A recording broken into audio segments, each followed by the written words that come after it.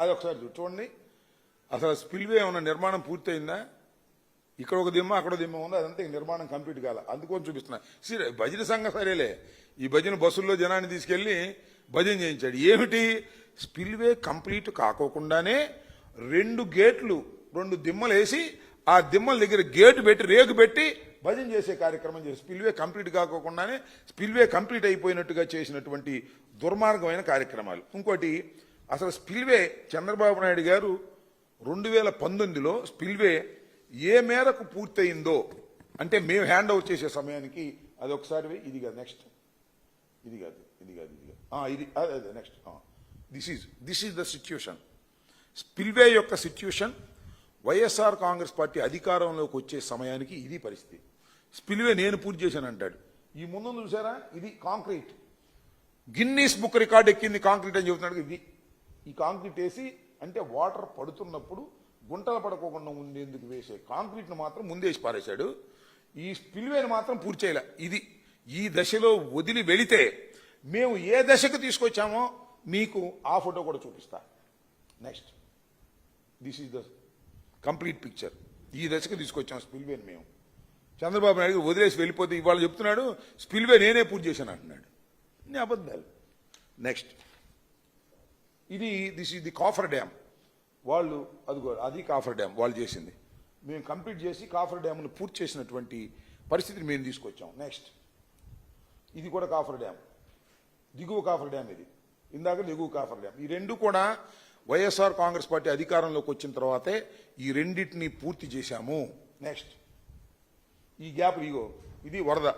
చంద్రబాబు నాయుడు గారి కాలంలో ఇక్కడొక గ్యాప్ వదిలిపెట్టారు, అక్కడొక గ్యాప్ వదిలిపెట్టారు, అక్కడొక గ్యాప్ వదిలిపెట్టారు, అక్కడొక గ్యాప్ వదిలిపెట్టారు. ఈ మధ్యలో ఉందే, ఈ మధ్యలో డయాఫ్రమ్ వాల్ వేశారు. ఈ గ్యాప్ నుంచి నీరు వెళ్లి ఉధృతంగా కొట్టేసింది. పెద్ద పెద్ద గుంటలు పడ్డాయి. చివరికి డయాఫ్రమ్ వాల్ కొట్టుకుపోయింది. డయాఫ్రమ్ వాల్ కొట్టుకుపోవడానికి ప్రధానమైన కారణం జగన్మోహన్ రెడ్డి గారి పరిపాలన అంటాడు. కాంట్రాక్టర్లను మార్చడం అంటాడు. కాంట్రాక్టర్లు మార్చింది ఎవరు? నువ్వు మార్చలే. టాల్స్టాయ్ మొట్టమొదటి ఉంది, తర్వాత ఎవరు వచ్చారు? వాళ్ళు పోయి నవయ్య గారిని తీసుకురావాలని నామినేషన్ మీద తీసుకొచ్చావు నువ్వు చేస్తేనేమో అది చాలా గొప్పది, మేం చేస్తేనేమో అది తప్పు, దానివల్లే ప్రాజెక్ట్ నాశనం అయిపోయింది అనేటువంటి మాట మాట్లాడుతూ ఉన్నారు. నెక్స్ట్, సరే ఇది వాళ్ళ టైంలో ఉంది, ఇది మా టైంలో ఉంది. నేను ప్రజలకు అర్థం కావడం కోసం నేను ఈ పిక్చర్ను కూడా చూపించాలనే ఉద్దేశంతో చూపిస్తాను. నెక్స్ట్, ఇది జల విద్యుత్తుకు సంబంధించిన అంశం. వాళ్ళ టైంలో ఇది ఉంది, మేము ఇది పూర్తి చేసాం, ఇప్పుడు జరుగుతూ ఉందనుకోండి. నెక్స్ట్ చూడండి, 2018కి నీరు ఇవ్వాల్సిందే, 2018కి ఇచ్చేస్తా ఉన్నారు, తర్వాత 2019కి అన్నారు. ఈ విధంగా నేను చెప్పదలుచుకున్నది ఏంటంటే, నారా చంద్రబాబు నాయుడు గారు 2018కే ఇస్తామని సాక్షాత్తు శాసన సభలో చెప్పారు. అప్పుడు మంత్రి గారు ఉన్నారు చూడండి, ఆ మంత్రి గారు మాట్లాడినటువంటి మాటలు కూడా. అధ్యక్ష 2018 కల్లా పోలవరం ప్రాజెక్టులో నీళ్లు నిలబెట్టి చంద్రబాబు నాయుడు గారు అపర భగీరథుడిగా ఈ దేశ చరిత్రలో నిలబడతాడు. రాసి పెట్టుకో నీ సాక్షి పత్రికలో చానుకుల. నెక్స్ట్ ఇంకోటి 19కి అన్నాడు. 2018 కల్లా గ్రావిటీతో పోలవరం ప్రాజెక్ట్ కాలంలో గ్రావిటీతో నీళ్లు పంపిస్తాం. 2019 కల్లా పోలవరం ప్రాజెక్ట్ పూర్తి చేస్తామని మీ ద్వారా రాష్ట్ర ప్రజలకు తెలియజేస్తా ఉన్నాను. అధ్యక్ష, చంద్రబాబు నాయుడు గారి టైంలో దురదృష్టం ఏంటంటే ఆయన అన్ని తప్పిదాలకు పాల్పడ్డారు. 2013-14 రేట్లతోనే పోలవరం ప్రాజెక్టు నిర్మాణాన్ని పూర్తి చేస్తామని కేంద్రానికి చెప్పి ఇప్పుడు ఇది 2017లో తీసుకున్నాడు. ఎవరు చేయాలి ఈ ప్రాజెక్టుని? విభజన చట్టం ప్రకారం ఈ ప్రాజెక్టు నిర్మాణాన్ని పూర్తి చేయవలసినటువంటి బాధ్యత కేంద్ర ప్రభుత్వానిది. ఏ పైసా కూడా, ప్రతి పైసా కూడా కేంద్ర ప్రభుత్వం పెట్టి పూర్తి చేసి మనకివ్వాలి. That is the rule. విభజన చట్టంలో ఇచ్చినటువంటి ఒక వెసులుబాటు. రాష్ట్రాన్ని విభజించినప్పుడు పోలవరం ప్రాజెక్టు నిర్మాణాన్ని కేంద్ర ప్రభుత్వమే చేపడుతుందని చెప్పి మనకు ఆర్డర్లు ఇస్తే చట్టంలో, ఎందుకే చంద్రబాబు నాయుడు గారు నువ్వు కేంద్ర ప్రభుత్వం కట్టకుండా మేమే కడతామని తీసుకున్నావు. ఎప్పుడు తీసుకున్నావా? 2017లో తీసుకున్నావు, 16 అనుకుంటాను చివరిలో. అప్పుడు దాకా ఈ ప్రాజెక్టును మూలన పెట్టావు కదా, నెంబర్ 1. నెంబర్ 2, 2017లో నువ్వు తీసుకున్నప్పుడు 13-14 రేట్లతోనే నేను పూర్తి చేస్తాను ఎందుకు తీసుకున్నావు? కేంద్ర ప్రభుత్వం కమిషన్ల కోసం కాదా? ఇది నేను చెప్పాలా? సాక్షాత్తు ఇప్పటి ప్రధాని అప్పటి ప్రధాని మోడీ గారే చెప్పాడు కమిషన్ల కోసం తీసుకున్నావు ఏటీఎంలని. వినండి అది కూడా. और ये पोलावरम प्रोजेक्ट किसानों के लिए जिंदगी और मृत्यु का विषय है, खेत के लिए पानी का विषय है, माताओं बहनों के लिए पीने के पानी का विषय है, लेकिन ये यूटन बाबू के लिए, ये टीडीपी के लिए ये पोलावरम प्रोजेक्ट एटीएम है, एटीएम उसमें से निकालो. ఇవన్నీ కూడా జగన్మోహన్ రెడ్డి గారు ముఖ్యమంత్రిగా ఉన్నప్పుడు శాసనసభలో అనేక సార్లు చెప్పాం.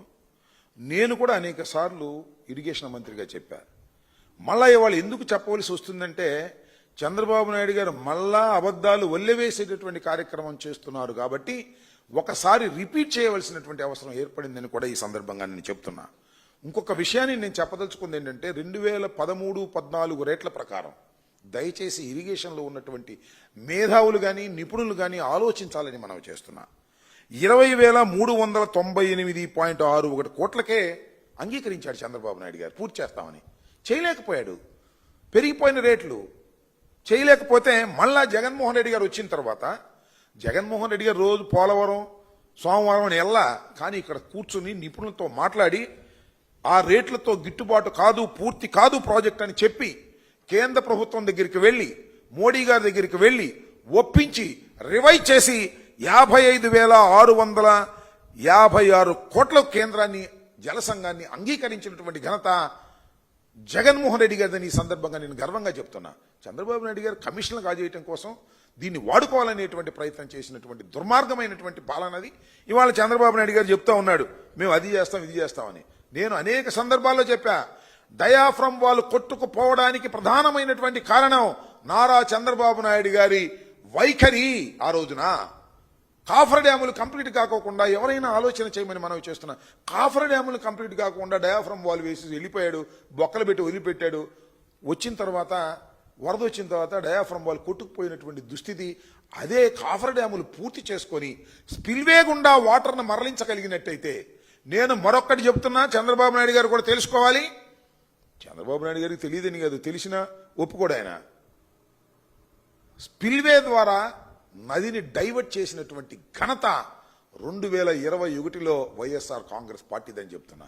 స్పిల్వే నిర్మాణం చేశాం, స్పిల్వే మొత్తాన్ని ఎగువ స్పిల్వేకి సంబంధించిన దాన్ని, దిగువన ఉన్నదాన్ని మొత్తాన్ని కంప్లీట్ చేసి నదిని డైవర్ట్ చేసినటువంటి సందర్భం కూడా వైఎస్ఆర్ కాంగ్రెస్ పార్టీ టైంలోనే జరిగింది తప్ప చంద్రబాబు నాయుడు గారి టైంలో జరగలేదు. చంద్రబాబు నాయుడు గారు ఎక్కడ బాగా బిల్లులు అవుతాయో అక్కడ బిల్లులు చేసుకుని కమిషన్ తీసుకుని వెళ్లిపోయినటువంటి సందర్భం. అందువల్లనే ఆయన పూర్తి చేయలేకపోయాడు. దానితో పాటు తీవ్రమైనటువంటి నష్టాన్ని కూడా కలిగించినటువంటి వ్యక్తి నారా చంద్రబాబు నాయుడు గారి ప్రభుత్వం అని కూడా ఈ సందర్భంగా నేను చెప్పదలుచుకున్నా. అంతేకాదు, మీరు ఒకసారి చూసినట్లయితే ఆ కేబినెట్ నోట్ పెట్టండి. ఆ కేబినెట్ నోట్లో ఏముందంటే ఒకసారి చూడండి, చూడు. సరే, ఇదే ఎగ్జాక్ట్లీ 41.15 మీటర్లు ఈ ప్రాజెక్టుని 41.15 మీటర్ల వరకే నీరు నిలుపుకునేందుకే 12,153